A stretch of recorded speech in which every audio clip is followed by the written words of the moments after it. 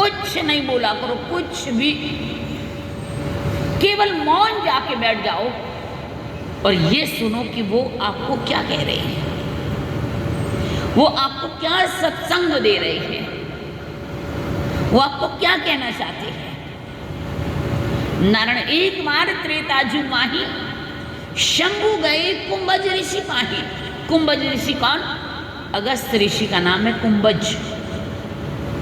अगस्त ऋषि ने एक बार ऋषियों की सभा में खेल खेल में पूरे समुद्र को, धरती जितनी बड़ी है उससे 3 गुना बड़ा समुद्र है पानी, उतने बड़े समुद्र को 2.5 चुल्लू में अपने पेट के अंदर में रख लिया। संतों ने कहा, वाह महाराज, आपका पेट है या घड़ा, जो इतने बड़े जल को आपने पेट के अंदर रख लिया। तब से संतों ने उनका नाम कुंभज रख दिया। नारायण परिणाम,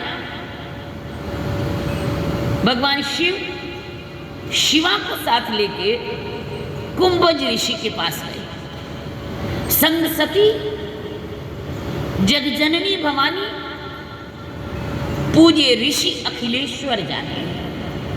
संतों ने, ऋषियों ने सोचा आज महादेव अकेले नहीं आए, आज महादेव परिवार के साथ आए। याद रखना, सदग्रस्त के जीवन की सत्य घटना है।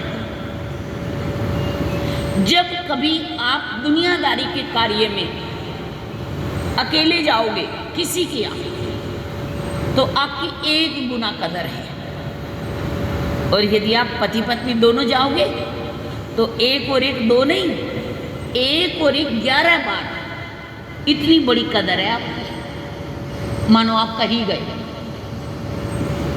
और आप किसी काम से गए, सामने वाले आपने दरवाजा खटखटाया, बेल बजाई, वो आए, आपने कोई कागज देने या लेने हैं, आपने उनसे अपना काम बोला, उन्होंने अपना कागज दिया, लिया, साइन जो थे किए, करने के बाद जब आप वहाँ से लौटने लगेंगे ना दरवाजे से, तो आते आते आपको कहेंगे बैठो, आओ चाय ठंडा लेके जाओ, आप कहेंगे नहीं नहीं जल्दी है तो चलो हो गया। और यदि आप पत्नी के सहित जाओगे ना, सामने वाला पहले आपकी कोई बात नहीं सुनेगा, कहेगा अंदर आओ बैठो, ये बताओ क्या लोगे, लेना तो है ही।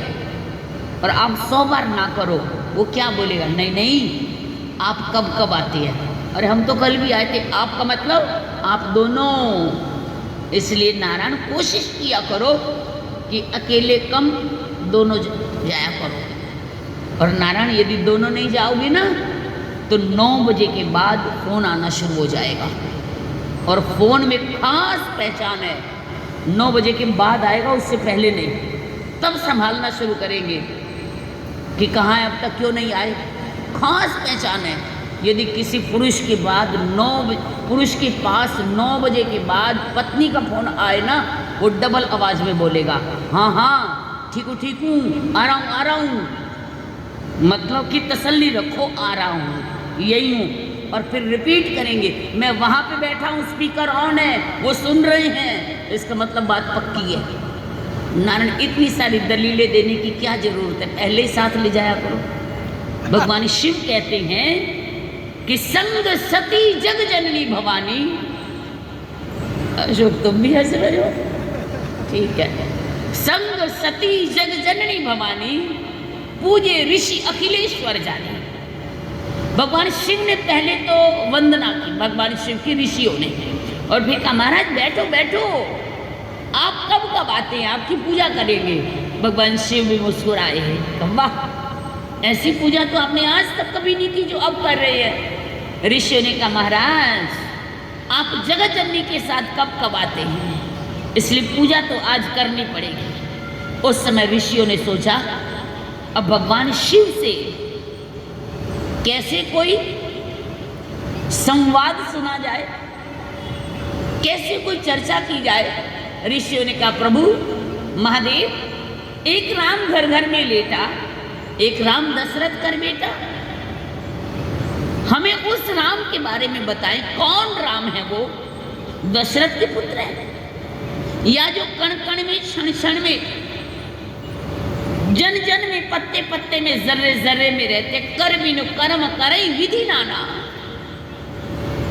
जो बिना पांव के चलते हैं, बिना हाथों के काम करते हैं।